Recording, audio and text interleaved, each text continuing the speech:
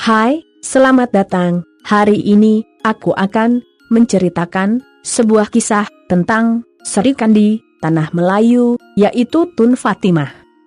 Garis masa kisah Tun Fatimah ini berlaku pada zaman Kesultanan Melayu Melaka, zaman kejatuhan Kesultanan Melaka, zaman pembentukan Kesultanan Johor, dan Kesultanan Perak.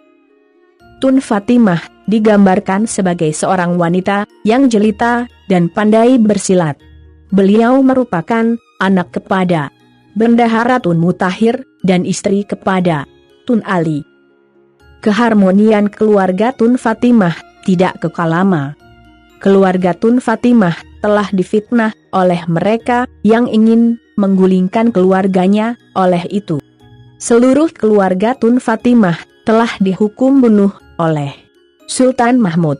Tetapi Tun Fatimah dikecualikan dari hukuman bunuh tersebut.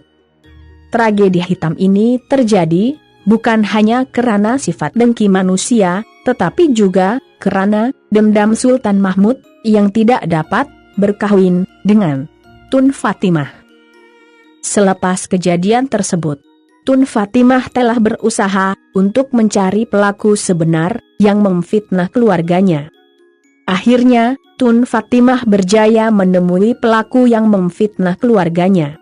Sultan Mahmud pula menyesali perbuatannya yang terkhilaf menghukum keluarga Tun Fatimah. Walaupun begitu, perkawinan di antara Sultan Mahmud dan Tun Fatimah telah pun berlangsung, maka Tun Fatimah sudah sah bergelar istri kepada Sultan Mahmud dan Permaisuri Melaka pada ketika itu.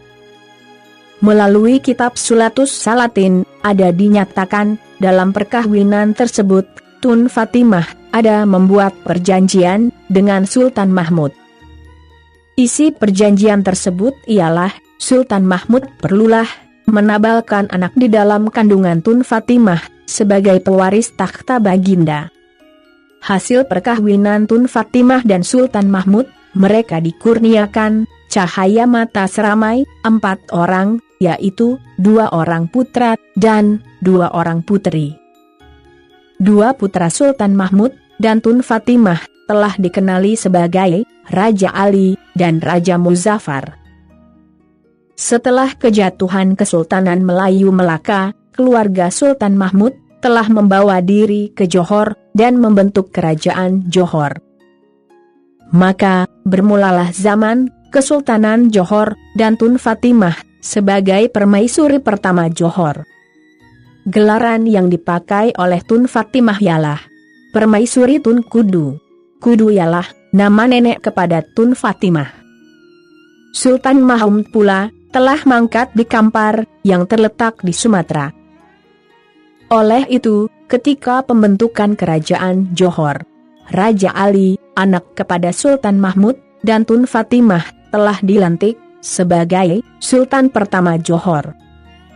Gelaran yang dipakai oleh Raja Ali ialah Sultan Alauddin Riayat Shah II. Baginda telah memerintah Johor selama 36 tahun. Seorang lagi putra Sultan Mahmud dan Tun Fatimah yang bernama Raja Muzaffar telah ditabalkan sebagai Sultan pertama di Perak. Baginda memakai gelaran Sultan Muzaffar Riayat Shah I. Sampai di sini saja kisah Tun Fatimah. Diharapkan Anda semua mendapat manfaat dan informasi daripada kisah ini. Jangan lupa klik tombol subscribe, like, dan komen siaran ini. Terima kasih, sampai berjumpa lagi.